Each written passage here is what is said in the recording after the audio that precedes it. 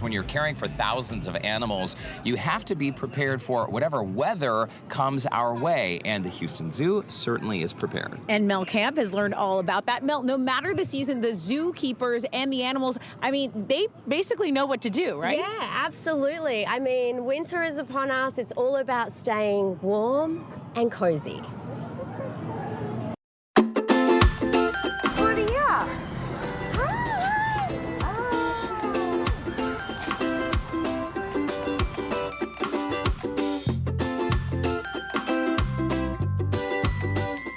When the weather cools down, we start thinking about ways we can warm up, right? You know, turn up the heat, put on a few extra layers. But what do the animals at the zoo do to stay warm? That's when someone like Tara, who is the director of animal care, steps in and takes care of warming up the creatures here. We sure do. Our animal care team does everything they can to make sure our animals are well cared for, happy, healthy, and thriving. And that includes making sure that they have all the weather things that they need. So animals, a lot of them will naturally grow thicker fur, kind of more of a winter coat, so they put on their own jacket for us. And then we turn up the heat for them. So a lot of animals, so we have heaters installed here in our children's zoo in the farm area.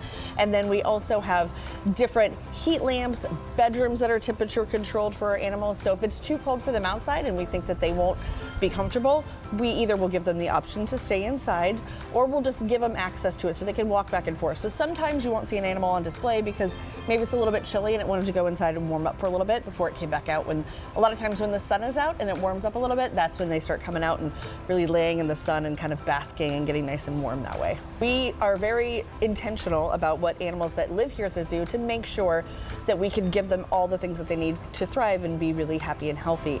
So that's one of the things we do in our collection planning is we look at an animal and say, do we think they will be okay with this temperature, and can we provide them all the things that they need for that? So that's why you won't see some really cool animals like polar bears. You won't see those here, but you can see some amazing animals like chimpanzees and gorillas because we can provide all of the things for them.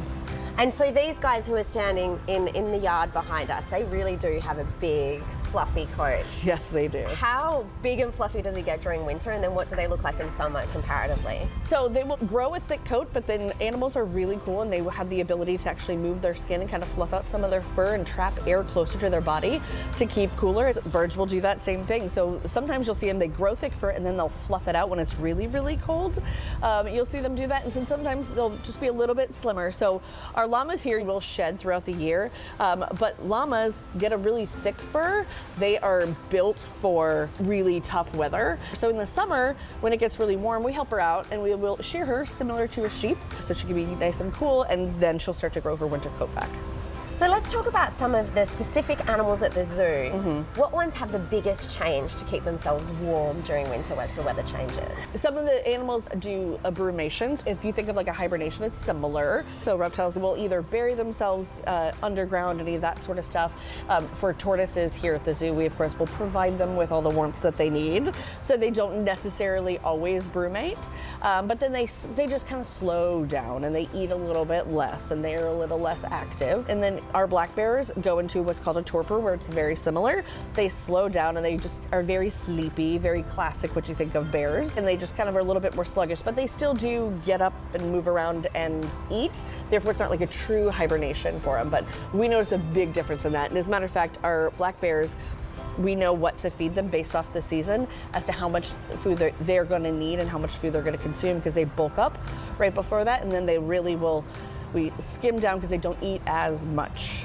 That's really interesting. Yeah. Are there any changes that humans make that are similar to, I mean, do we go into, I'm trying to think if we do. I mean, everyone kind of slows down a little in winter. Right, well, and then, you know, probably spend a little bit more time inside because the weather's not as comfortable, which, I mean, here in Houston, we also probably do that over the summer.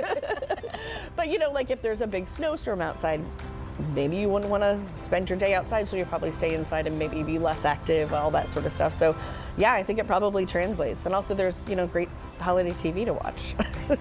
Exactly, bring that on. Do the zoo animals like some holiday movies? You know what? They might. They might. What do you think, guys? Well, that is absolutely amazing, Tara. Thank you so much. Of course, you're so welcome.